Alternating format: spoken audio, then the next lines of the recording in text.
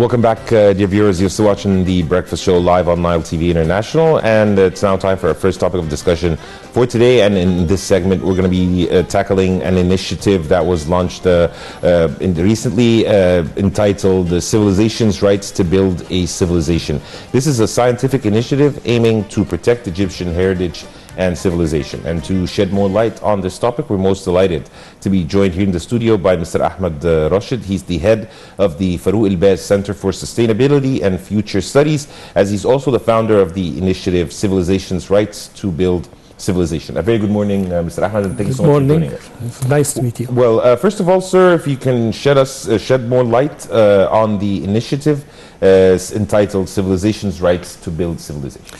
Yes, a big title, but again, it has a little bit a story behind that. I already graduated from architecture, and I did my master's and PhD about Luxor, and especially Luxor city. I consider it a microcosmetic of Egypt.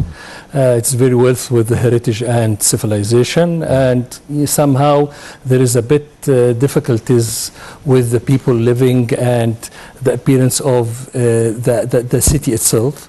So I started to think that it's supposed to be within the public participation in the conservation of historical environments, that we could have something different by a bottom-up approach. And that was in started 1994. My studies, and I finished my PhD after the master's in 1995, and that was followed by the comprehensive development of Luxor. And it was an international initiative by Egypt for Luxor city to be developed. And within I was responsible of what's so-called heritage, tourism, and environmental file to prepare the documents for the consultant. And within our discussions, and there are many of the scientific, science and scientific debates about it, there was so-called Luxor Las Vegas. It was one of the issues which has been mentioned, that if we would like to think for the economic, and we couldn't think of. So it was something which, in my mind, then in 1999, I visited the States, and within the States, I visited Luxor Las Vegas, and that was a question for me. You will have this. You mean the hotel? It is a hotel within Las Vegas, and it is based on our Egyptian theme and civilization from even all the different. You can see the obelisk. And everything. You have every little, detail. Yes. And you will have this double feelings. You'll be very proud of your civilization, but on the other side, very frustrated for the situation of your civilization in your homeland. Yes. So with this double, feelings, I asked myself the first question: who give the rights for the hotel to use our civilization, and again a lot, and there is no in return to the real Luxor? Yes. And I started to think that it could be by logic that we could find by the copyright law or the intellectual property law, we could find a way of this compensate. Going around. Compensate. It took 3-4 years. You have the issue on your mind. Then I went for a conference. It was in Cordoba, and everybody think that Cordoba is the Spain Cordoba. No, it was Argentina Cordoba, and it was about original and replica. And I raised the issue. Luxor Egypt versus Luxor Las Vegas. And the people from UNESCO and from there, it was a debate, and some people accepted, some people rejected, and that was in 2004. But I found that I started, even if those who resisted in the beginning, when we keep, dialogue, they said you have a point. And once someone tell you have a point, that means you started to be in, you have a ground. Yes. Yeah. So I returned back to Egypt, and I start the issue in all different levels, even Said Sawi, whatever, and it was somehow taking, very, very supportive. But then we said that we will have within our law something related to the copyright issue. And again, it is, you know, the copyright say that the human civilization is out of, you know, gaining. Yes. We could accept it or we could reject it, but again, the law, the Egyptian law, said that Egypt is, you know, supposed to get, you know, some sort of revenue for those replicate the heritage. But then we said that it should be as the original 100%. So the same material, the same size, the same, you know, the same. So you will get nothing. Even the law will not allow us to get anything from those already all over the world using our heritage, either the original within the museums or the replica or the souvenirs or everything. So then the revolution happened and everybody was, you know, there is no space to talk about heritage and civilization at that time. In politics, yes. Then I was keep, you know, the debate scientifically. I went to India, I went to China, and China especially, it was within the national art of China, and you will find those accepted, those rejected. Then one day I was in Italy, I raised the issue, but Professor Mahmoud Saar, the president of the National Scientific Research of Egypt, was there with other Egyptians, and he saw to what extent the Italians and everybody was very, you know, energetic with the idea, and they think from their point of view, why not the Roman civilization will have the same as I used to. So he said that why you're not going to apply for a research, scientific research supportive under the scientific tourism approach. And that was in 2016. So I wrote the proposal, and it took 4 rounds to be accepted by the National Scientific Research and Technology. And since 2017, it became one of the national initiatives with Egypt, with many activities happened already. And yeah, civilization right, it is not a copyright, it is something anew for civilizations. It based on principles of the IP or the copyright issues, but it is already has many other different dimensions, and it concluded now within this book, which is Civilization Right to Build Civilization. Yes. And I said that this is very important document. At least it is a reference for those who would like to support or to reject an initiative. And it's already many you know, topics and events happened, already been documented, all the debates. Civilization Right to Build Civilization has been, you know, within all different universities within Egypt. You know, 2 trips from Bani Suef, Minya, Asyut, Sohag to Aswan and back, and for Alexandria, Mansoura, whatever. So it's already gained a lot of supporters from different levels, studies, and it became a science itself. And with the science of civilization right, I suppose, you know, if you'd like to have a science, and it is under the discovery and innovation or invention. So you have these 2 different things. So discover something which is already there by logic. Those who already commercially benefit from your heritage. And there is, on the other hand, a real need for the heritage on the homeland to be supported, to be developed, to be exhibited. So this is a gap. Who give them the right? There will be one of the other, you know, who rejected the concept. They said that we could consider it a promotion for our heritage. And this is very vital, you know, this is very critical. Because if I considered those who already use our heritage and gain a lot, that they promote our heritage, we have to pay for them the promotion. If they already gain and commercially benefit from our heritage, they suppose that they have to pay for us and to compensate our heritage. Either or. So we have to decide to have a right or to lose whatever rights we have by being, you know, silent or being shy to say that we have a right. What we will lose. We gain respect within this initiative. We get supporters. We already have partners. I would like to say last month we have the Iraqi within a virtual 300 already being there with one of the talks when I mentioned to be partners with us in the next phase.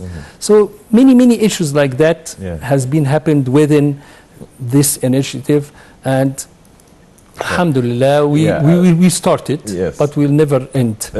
Speaking about the book, sir, what kind of feedback, if you can give us a glimpse on the feedback that you have been getting so far? Okay. Again, the book here, it is, I said that it is a documentation, but again, it is a story, and it is a lot of hope.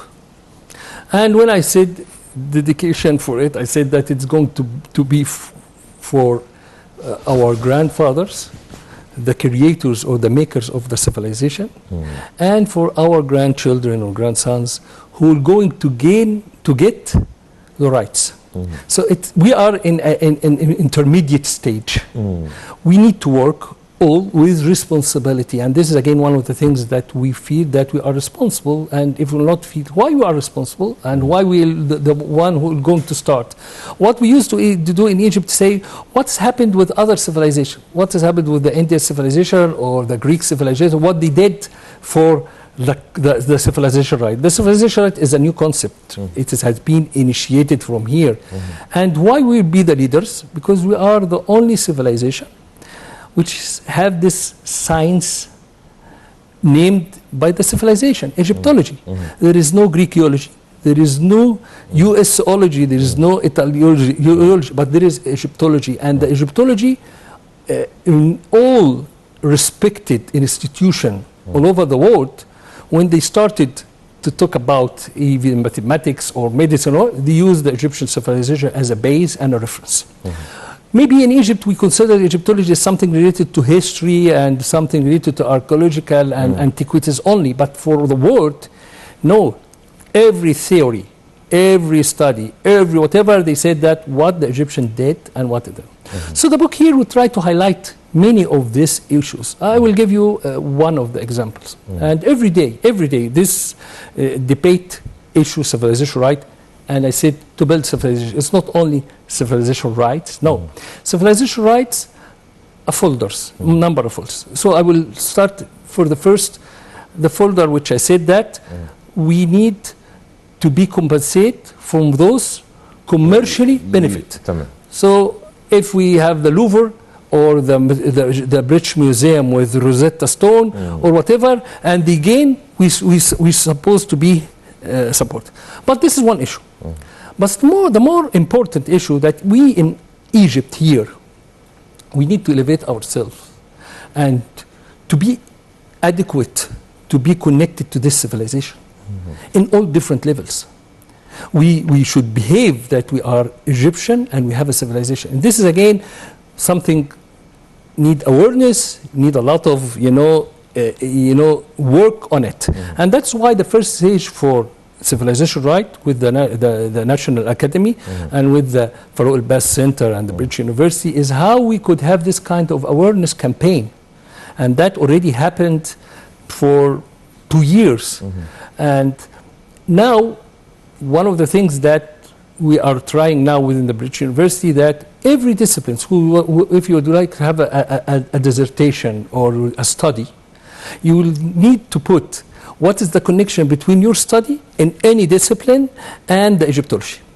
And you connect it with Egyptian 2030 and beyond. And you will connect it with the SDGs, the Sustainable Development Goals. So you need to try to make it a scientific issue, because once it will be spread as a scientific, it will build generation. And you could start it from preschool, and it could be with PhDs, and more and more it could be within the ministries or whatever in the real life. So that was one of the things which in the book you stated how it could be happened and how you make it like it. But again, you have references. So started by Dr. Mahmoud Sa'r, and again, the president of the British University or the vice president, but you have like Dr. Farouk El-Baz, Dr. Mustafa Said, Dr. Hani Norashi, and these are the advisor of the president, and for again scientific research, for the scientific research. And you have Dr. Mahmoud Muhyiddin, and you have many. If I were counting, you'll find, but at least you have about. We said that we have partners, and we have from the wisdom, and we have the partnership with those, and we have members. We have different levels, but again, you already have a community who could give advice, could support, could spread it, could even give ideas in all different disciplines, medicine or. So this was one of the things which we try within the initiative to think what is going to be our next level with what you have in the book.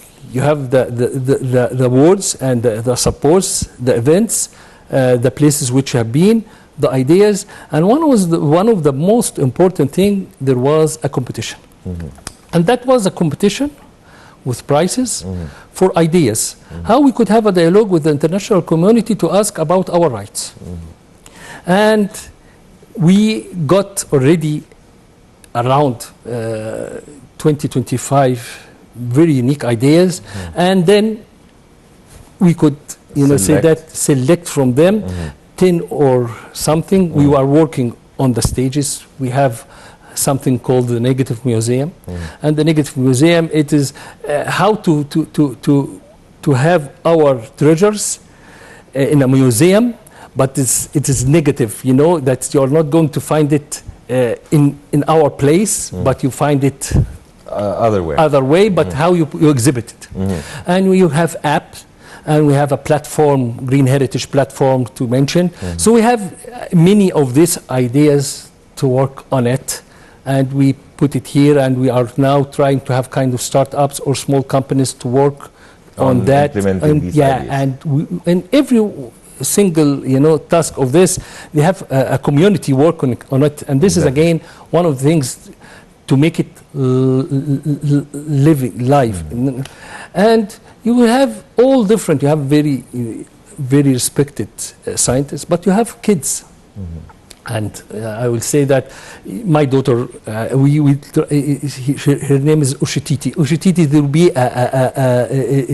she is the granddaughter of Nefertiti, and it will be a character with some issues to be mentioned for her colleagues. But we have another good example, Nuran, and she is one of our, we have Malak. Malak, it is already preschool, and she could speak about civilization and our civilization, and all these those examples are within the book to at least probably after 10 years or 20 years, those will be the decision makers, but one way or another. So you are building the generation of civilization rights. To build civilization is the other thing. How to build sustainable communities within the option of Egypt. We live in 5% of our land. 95% of our land is desert. So how we could have a sustainable desert communities. And this is again how we could use what NASA trying to build a new community in Mars in a similar way. So, okay, NASA was existed because the limitation of the Earth, they think for the space. We should have a parallelism in the same way, in the same very serious steps, that we have a limitation in the valley. So how we could think of the desert. Even I used to say that NASA, we should have our NASA, but our NASA is the National Alliance for Sustainable Advocates for the Future of Egypt. So this is NASA for Egypt Future is the same thing. And we try to put all the ideas. So we have Farouk El-Baz, and we have the Developmental Corridor Initiative, and he selected sites. So we, within the sites, we select now Luxor site because already I've been connected with Luxor, and we are sure that Luxor, which Farouk Baz, it is about 50 kilometers within the desert, the western desert, and we started to think about how we built it, and that was a graduation project for the British University and from the Zakazaki University, and it was one of the courses for design to build civilization right, to build a civilization building. And it's a very unique one. This is again, when we said that it's going to be a science, we said that it's going to be a discovery and innovation. So this is the innovation. What does the building contain? It is how to get to have a new hub within Luxor to integrate with the real Luxor, the civilized Luxor, and to support it, and it is not going to it is going to integrate, it is not going to compete. So civilization right, it is like, you know, if we think that civilization right is something, so how it's going to have a building, it will have 4 different departments. The first department is the story of every single heritage, unique heritage of us within the international museums. So you are going to visit it in one place, the Metropolitan Museum, the British Museum, the Louvre, the Torino, the Berlin, with our very unique artifacts. Yes, and the story behind how it has been kidnapped, how it's been stolen, how it's been there. So it is one place. So this kind of relates to the negative museum. Yeah, but this is again within one of the departments. The negative museum have it in a way, but we already put it within this. The other one is going to be, the other department is going to be on Egyptology as a science with different disciplines and with different, connections with the international. The third one is going to be when we receive the return, which we're supposed to return, how we are going to use it to build New Egypt. And the fourth will be a department for the other civilization. We have 10 civilizations similar to us. Mr. Ahmed, can you allow us to go for a short break, and we'll be back. So dear viewers, a short break, and I'll be back to resume our discussion with Mr. Ahmed Rashed here in the studio. A quick break, and we'll be back.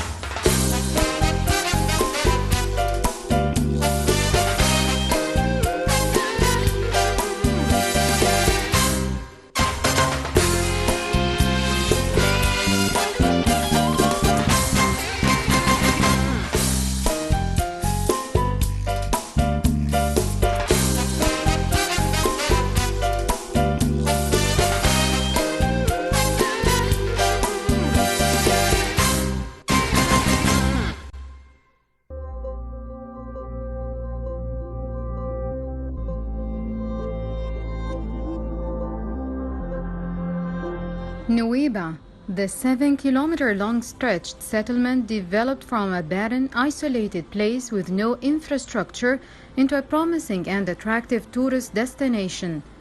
Nuweiba was recently discovered by tourist investors establishing hotels along the coastline connecting it with Taba in the north and Dahab in the south.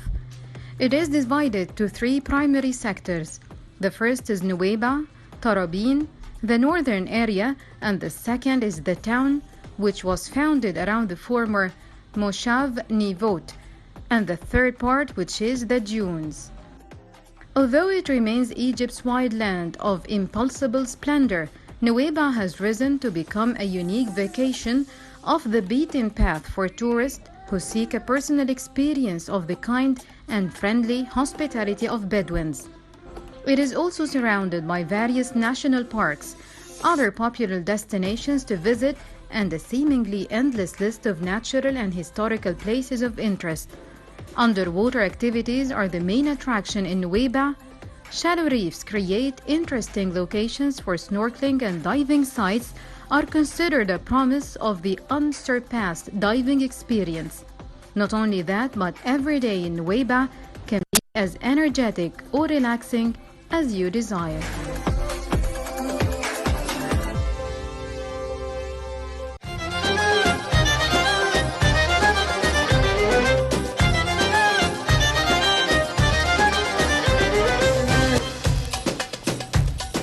Welcome back, dear viewers. Continuing our discussion with Mr.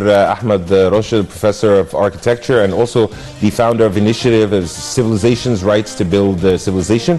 Mr. Ahmed, if you can just give us your wrap-up closing remarks. Okay, as we said that we will have other civilization in the same stage. So to make it within the international community is our target this way, and we already started steps with 6 or 7, and on the other side within Egypt, okay, we will now think about how we're going to have it with the universities and schools and whatever, and I am sure that it will take time, but we are on the right track. Already within 1 or 2 months, 2 years, we already achieved this scientific book to be a reference. But again, we started to have master degrees. We have what's so called the civilization rights tourism. So we are going to visit the place which has been already stolen, and it's going to have programs and whatever. So we have many activities and international conferences and debates. So I hope and I assure that this is again something that every Egyptian and could be part of it, and every honest international citizen could be part of it for his civilization and to support our Egyptian civilization. Yes, Dr. Ahmed Rashed, Professor of Architecture and Head of the El-Baz Center for Sustainability and Future Studies. Thank you so much for your insight, and thank you so much for being with us on The Breakfast Show. Thank you very much.